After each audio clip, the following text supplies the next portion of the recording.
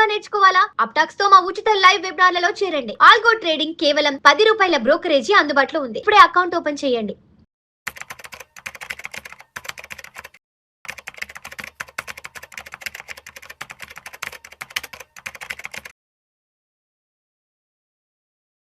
Hello everyone, అందరి Suman TV ప్రేక్షకులందరికీ weekend wrap up on the మార్కెట్స్లో ఈ వీడియో చేస్తూ ఉన్నాము. సో ఈరోజు మార్కెట్స్ మీరు కానీ గమనించినట్లయితే కంప్లీట్గా టూ మచ్ ఆఫ్ నెగిటివ్తో స్టార్ట్ అయ్యిందండి. సో ఒక టైంలో అయితే 300 పాయింట్స్ బిలో నిఫ్టీ అంటే హై నుంచి మనం చూసుకున్నట్లయితే ఆ టైంకి చాలా నెగిటివ్గా వెళ్ళింది. దానికి రీజన్స్ మనం ముందు అంత వాలటైల్గా ఈరోజు ఎందుకు అంత సెషన్ ఉందంటే main reason week posting of Accenture results.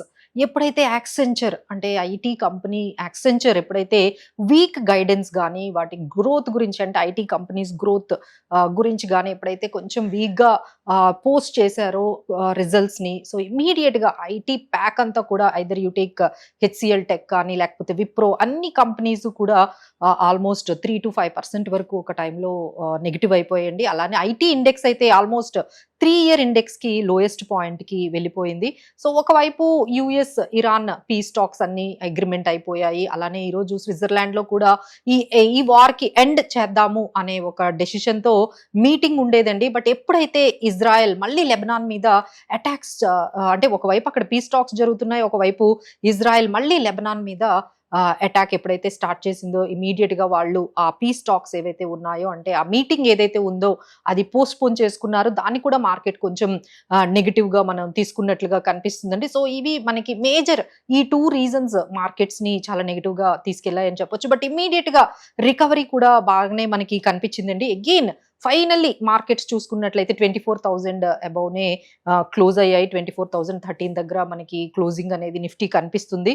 So everywhere మనం చూస్తున్నాము కొంచెం మార్కెట్స్ డ్రా డౌన్ అయినా ఇమీడియట్గా బయింగ్ ఆపర్చునిటీ అయితే అందరికీ కనిపిస్తుందండి. So they have support level అయితే మనకి 23,800 23,900 రాగానే మార్కెట్లో మంచి సపోర్ట్ కనిపిస్తుంది. సో ఇమీడియట్గా బయింగ్ కూడా అక్కడ నుంచి మనకి స్టార్ట్ అవ్వగానే మార్కెట్స్ కొంత రికవరీ అనేది మనకు కనిపిస్తుంది. అలానే గుడ్ న్యూస్ కూడా మనకి చాలా కనిపిస్తుందండి. ఒకవైపు మనకి క్రూడ్ ఆయిల్ అయితే $78, that is very good news. ఇంకా స్ట్రైట్ ఆఫ్ హార్మోజ్ మళ్ళీ నార్మల్సీ అంటే ఈ వారకు ముందు ఏ విధంగా అయితే నార్మల్గా ఉండేదో అదే స్థాయికి తీసుకురావాలి అని చెప్పి అందరూ ఆలోచిస్తున్నారు. సో అది కూడా స్టార్ట్ అవబోతోంది. నార్మల్గా ఇంకా ఎటువంటి డిస్ట్రప్షన్స్ లేకుండా స్ట్రైట్ ఆఫ్ హార్మోజ్ నుంచి అన్ని షిప్మెంట్స్ అన్ని కూడా మనకి స్టార్ట్ అవుతాయి అనగానే అది కూడా మార్కెట్స్కి చాలా పాజిటివ్. ఎస్పెషలీ మన లాంటి ఎకానమీస్ వేర్ 85 to 90% మనం క్రూడ్ ఆయిల్ ఇంపోర్ట్స్ మీద డిపెండ్ అవుతున్నాం కాబట్టి so this is very good news for Indian markets. ఇంకోటి ఏంటంటే ఆర్బీఐ ఏవైతే ఈ అవుట్ అంటే ఇన్ఫ్లోస్ అంటే ఫారెన్ ఫ్లోస్ ని అట్రాక్ట్ చేసుకోవాలి అనే ఏదైతే స్టార్ట్ చేసిందో అదైతే పాజిటివ్ గా కనిపిస్తుందండి. సో దాదాపుగా చాలా మనీ మనకి మార్కెట్లోకి అంటే త్రూ వాళ్ళు ఏదైతే చెప్పారో ఆ FIIs can invest in government and certain bonds without any interest. వాటి మీద ఇంట్రెస్ట్ మీద ట్యాక్సెస్ ఏమీ ఉండవు. మీరు ఇక్కడ ఇన్వెస్ట్ చేయండి, మీకు దాదాపుగా 7% ఇంట్రెస్ట్ ఇస్తాము. దాంతోపాటు క్యాపిటల్ గెయిన్స్ మీద కూడా ఎటువంటి ట్యాక్సెస్ ఉండవు అనగానే చాలా మంది ఎఫ్ఐఐస్ ఈ బాండ్స్లో ఇన్వెస్ట్ చేశారు. సో అలానే ఎఫ్సిఎన్ఆర్బి ద్వారా కూడా ఎన్ఆర్ఐస్ మనీని ఇండియాకి అట్రాక్ట్ చేస్తూ ఉన్నారు. 7.1% ఎఫ్సిఎన్ఆర్బిలో ఎవరైతే ఎన్ఆర్ఐస్ డిపాజిట్ చేస్తారో వాళ్ళకి 7.1% గ్యారంటీడ్ రిటర్న్స్ అనేవి ఎప్పుడైతే గవర్నమెంట్ ప్రపోజ్ చేసిందో స్టార్ట్ చేసిందో సో ఇమీడియట్ గా రూపీ అనేది 94 రూపీస్కి అంటే అగెనెస్ట్ $94 చాలా వరకు రికవరీ మంచి రికవరీ అనేది కనిపించిందండి. సో ఇక్కడ నుంచి ఎటువంటి ఫాల్ కొంచెం కనిపించిన ఇమీడియట్ గా బయింగ్ ఆపర్చునిటీ అయితే కనిపిస్తుంది. So this is overall. But what are the stocks and specific sectors we can look for? ఇలాంటి టైంలో ఎలాంటి చిన్న మీకు ఫాల్ ఎలాంటి వాలటిలిటీ కనిపించినా you can pick up few sectors and few stocks. So వాటి గురించి ఇప్పుడు చెప్దాం. సో ఇలాంటి టైంలో మార్కెట్స్ ఏ మాత్రం కరెక్ట్ అయినా ఒక బయింగ్ ఆపర్చునిటీ లాగా అంతా కనిపిస్తుందండి. వెంటనే మార్కెట్లో కూడా రికవరీ కనిపిస్తుంది. సో ఎలాంటి స్టాక్స్ మనం తీసుకోవాలి అంటే definitely we can see the crude oil prices ఎప్పుడైతే $78 ఇంకా మనకి ఫ్యూ ఫార్వర్డ్కి వెళ్ళినట్లయితే మేబీ $70 కూడా వచ్చినా మనకి క్రూడ్ ఆయిల్ ఆశ్చర్యపోక్కర్లేదండి.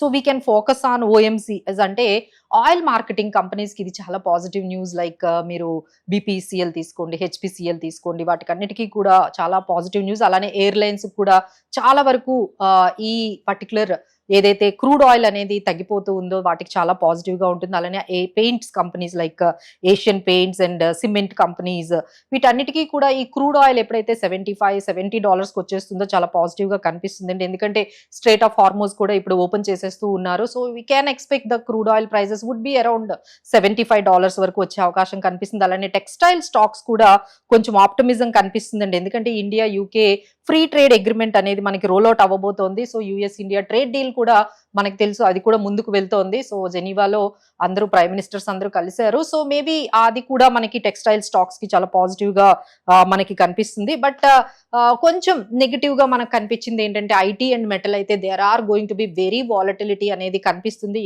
ఏ కంపెనీ కొంచెం రిజల్ట్స్ అనేవి, వాళ్ళ గ్రోత్ ప్రాస్పెక్టివ్స్ అనేవి, గైడెన్స్ అనేది కొంచెం నెగిటివ్ గా ఇవ్వగానే ఎంటైర్ ఐటీ ప్యాక్ అంతా కూడా చాలా వరకు నెగిటివ్ గా వస్తుంది. So need to be with మనకి బ్యాంకింగ్ అండ్ ఫైనాన్షియల్స్ కానీ, pharma, so and cement stocks as well as మనకి ఎన్బిఎఫ్సిస్. ఇప్పుడు చాలా వరకు లోన్ గ్రోత్ అనేది చాలా పెరుగుతుంది. లోన్స్ అండ్ క్రెడిట్ గ్రోత్ అనేది కంపెనీస్ అంటే బ్యాంక్స్ కి ఎస్పెషల్లీ మీరు తీసుకున్నట్లయితే బ్యాంక్స్ లో మనకి ఎన్బిఎఫ్సిస్ కానీ, లేకపోతే కొన్ని banks, private banks like ICICI bank doing very aggressive loan growth అయితే మనకి కనిపిస్తుంది. సో ఇలా మనం కొన్ని సెలెక్టివ్ స్టాక్స్ అంటే క్రూడ్ ఆయిల్ వల్ల మనకి పాజిటివ్ అయిన స్టాక్స్ ఏమున్నాయి, సెక్టార్స్ ఏమున్నాయి, అలానే యుఎస్ ఇండియా ట్రేడ్ డీల్ కానీ, ఎఫ్టీఏ మిగతా అగ్రిమెంట్స్ ఏవైతే అవి రోల్ అవుట్ అవ్వబోతున్నాయో సో వాటి మీద బేస్ చేసుకుని కొన్ని సెక్టార్స్ అండ్ స్టాక్స్ మనము చూడొచ్చు. అండ్ గవర్నమెంట్ కూడా కొన్ని స్పెసిఫిక్ సెక్టార్స్ కి కొంచెం సపోర్ట్ అది ఇస్తుంది, లైక్ ఫెర్టిలైజర్స్ కి సపోర్ట్ ఇస్తుంది. సో ఇలాంటి స్టాక్స్ మనము ఇమీడియట్ గా కొంచెం మీకు ఏమాత్రం ఆపర్చునిటీ మార్కెట్ లో వాల్టిలిటీ అండ్ డౌన్ గ్రేడ్ అయినా మీరు ఇమీడియట్ గా ఆ స్టాక్స్ ని పికప్ చేసుకోవచ్చండి. బట్ రైట్ నౌ అంటే నెక్స్ట్ వీక్ ఎలా ఉండబోతుందంటే any positive news we can see 24,500 range వరకు కూడా మార్కెట్స్ వెళ్ళే అవకాశాలు ఉన్నాయండి. బట్ 23,800, 23,900 రాగానే మంచి సపోర్ట్ లెవెల్స్ కూడా కనిపిస్తున్నాయి. So be positive from the markets.